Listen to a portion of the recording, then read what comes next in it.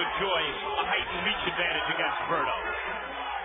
Really, Berto looks like a junior welterweight fighting at welterweight, even though he began his career as a middleweight.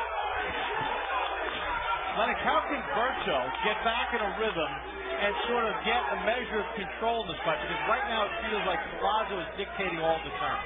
Well, right now he's doing the right thing by not making it an infight with Collazo, because Collazo has that experience, and he's going to use it well when they're inside. This is where he needs to be, on the outside, using his quickness, using his speed, and using an explosive power. Collazo cannot move as quick as him, so Collazo will commit himself, and he has to wait till Collazo commits himself and take advantage of that. Right now, Collazo's waiting for him to commit himself and then trying to take advantage of that. Collazo blocks that combination with his glove. Collazo missed with the left hand over the top.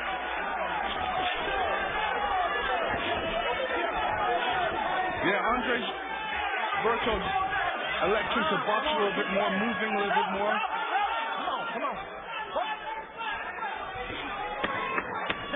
And he's limited the effectiveness of Collazo in this round as far as connects. According to CompuBox, only 7 connects for Collazo here in the round.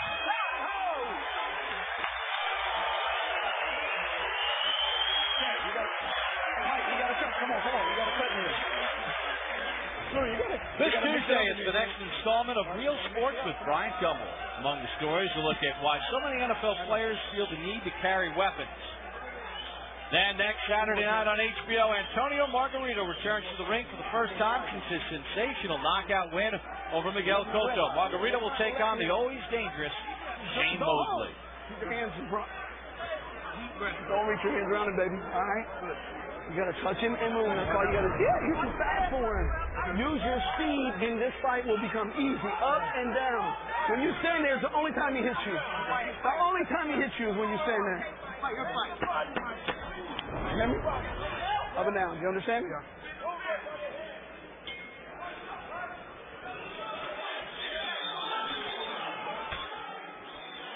Saw Andre Berto pouring away the blood. Little flash of heads at the end of the last round caused that problem. But now Berto trying to measure distance and use his hand speed to stay out of Collazo's wheelhouse. Good jab by Berto.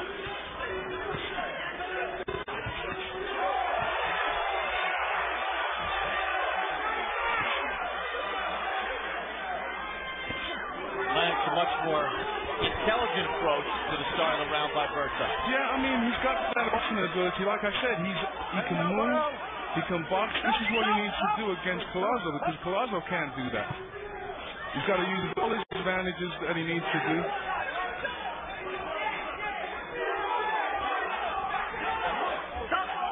Both of you. Let's go. Remember, Berto lost the point in round number 4 for holding.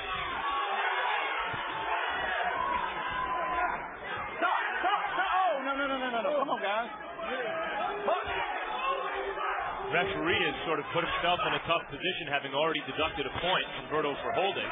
If Berto continues to hold and another point gets deducted, after that, he'd be looking at a disqualification. Berto stepped in with a good right hand. Collazo dips away from the rest of the danger.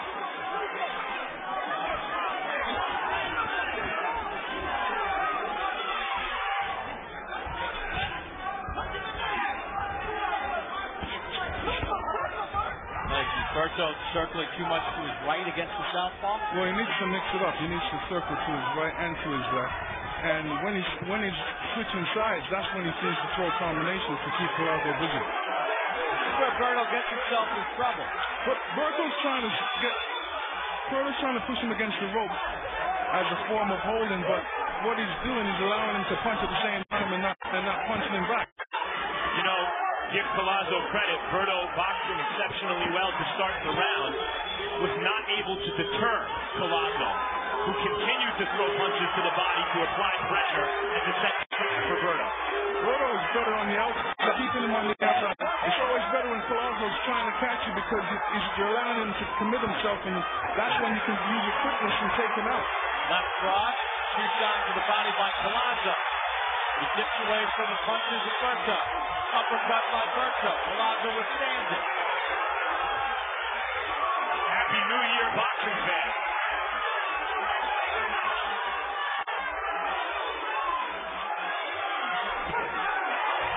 Right hand by Berto. Knocks back Collazo. And Berto's got a good uppercut when he throws it, and this is a good time to throw it against Collazo. But, you know, you have to throw 2 uppercuts, not 1. Which we saw Collazo do early. End of round number 6, halfway point.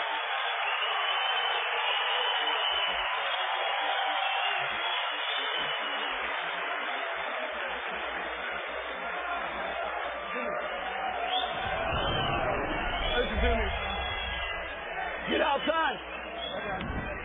You're too fast for him. Don't look for big punches. Remember we talked about adjusting?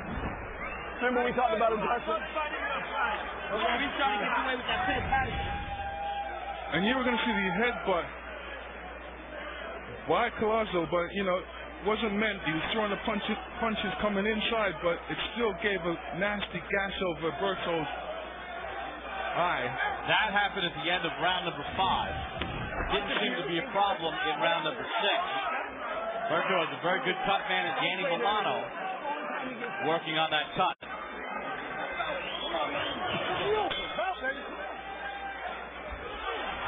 In round number 6, Berto landed 50% of his power shots according to CompuBox, 19 of 38. Time for Harold Letterman's scorecard. Okay, Bob. 58, 55, 4 rounds to 2. Louis Collazo. But I gotta tell you, Bob, I thought in that last round, Louis Collazo, although he fought off the ropes, had a very good round. I mean, he was working the body real well, coming back when Berto was there the power shot, and I thought he absolutely outpunched him. Be as it may, that 1-point deduction by the referee sort of hurts because, you know, if the guy gets hurt like Berto got hurt in the first round, you can't blame him for holding. I mean, if you take away a point when a guy's holding when he's not hurt, but if he's hurt, he's got every right to grab. Be as it may, 4-2 Collazo. You know, I agree with that. You know, a referee not allowing you to hold 1 bit. You gotta, holding is part of the sport. Unfortunately. But he warned him in round number 3, and he deducted the point in round number 4. He got knocked down in round number 1. Bob Papa, Lennox Lewis, Max Kellerman, and the aforementioned Harold Letterman. Ringside in Biloxi at the Beau Rivage. Andre Berto, 23-0, 19 knockouts in the green trunks, defending his belt against 27-year-old Luis Collazo in Brooklyn, 29-3 with 14 knockouts. Look at the left eye of Andre Berto. It's starting to really show the wear and tear of this fight. Berto begins each round looking sharp and crisp and landing his punches, but class tells over time. And so far as the rounds have progressed, Collazo's class has told. Looks like Collazo's a little bit winded now.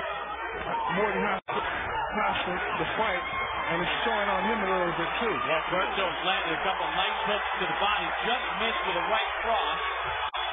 Collazo not throwing punches. Yes, for the first time, Collazo also looks like this battle is taking a toll on him physically. Collazo looks like he's setting him up, waiting for Berto to come in and commit himself before he comes out with either a left hand or a right hook. But shouldn't Berto just be double jabbing his way in? Collazo's going to stand there? Yeah, this is where Berto needs to be piling up the points, hit what he can see, knowing that Collazo's trying to catch him coming in, so he has to be smart about it and use that double jab, triple jab to get in. He's opened up a cut over Collazo's left eye this round. Collazo's making a big mistake against a puncher like Andre Berto, because he can come out with an explosive punch at any given time and catch you. Berto needed something to turn this fight around.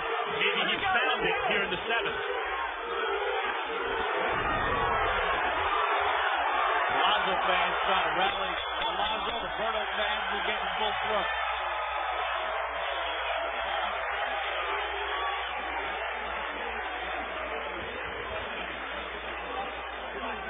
You're walking him down. And you're not getting there first. Right? Step a little bit over to your left. You get there faster than him. Come on. You're following him around too much. Put that ice bag on your head. Right?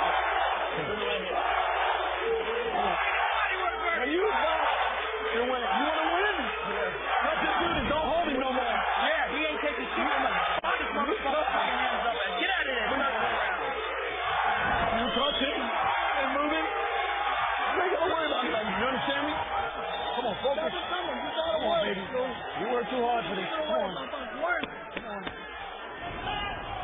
Keep moving them hands, baby. Come on.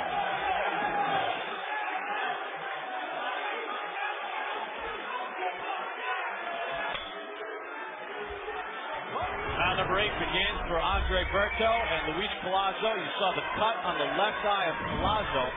He's in a lot worse position than the cut on Berto's eye. Collazo is at a crossroads, maybe in his career, maybe right here in this round, where a fight that he looked to be taking over increasingly suddenly shifted to Andre Berto. Collazo complaining about a kidney pump. Referee doesn't listen. Well, you know, in certain fighters usually get off to a quick start, but, you know, halfway through a fight, they kind of slow right down. I remember my fight against Frank Bruno. Frank Bruno came out, and he threw a lot of combinations, good punches, but, you know, after the 6th round, that's when I started to take charge. Well, Collazo lost tough to Ricky Hatton, hurt himself against Shane Mosley. This is the 3rd time he's in against a top fighter, an elite fighter, and or one perceived that way. And at a certain point, people aren't going to want to hear, well, he lost in a tough fight. This is a really important moment in Collazo's career right now. And we showed you the CompuBox numbers in between rounds. Berto landed 78% of his power shots in the last round. Collazo just didn't throw punches. Only threw 40. And again, he's not throwing punches. It's tough to figure out what the motivation is. I think you caught it last round, Bob. Berto concentrated on Collazo's body early, and it seemed to pay dividends. Berto trying to pick his shots right now. Collazo's allowed Berto to get into the rhythm that Andre Berto wants. Meanwhile, Berto is showing an extra dimension to his game here, which we saw flashes of in his fight against David Estrada. Being able to rally in a fight in which he's been hurt, and when it looked like it wasn't his day and it wasn't going his way. Well, Berto's doing a good job by placing his shots to the body, which is important at this moment in time in the fight, because this is what's going to take all the energy out of Collazo, and it seems like it's, like you said, that's working dividends. Thunderous body shots by Berto. And that's the reason why Collazo is slowed down. You know, this welterweight division, Floyd Mayweather retired. At the very least, he's extremely inactive right now. Everyone else in this division, everyone who's considered a top fighter has lost. There are no undefeated fighters. They're too evenly matched. They're too good.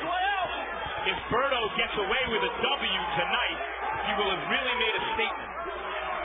According to CompuBox, Berto has almost landed as many punches as Collazo has thrown. To this point, Collazo has thrown 27. Good right hand by Berto. Rocks back ahead of Collazo.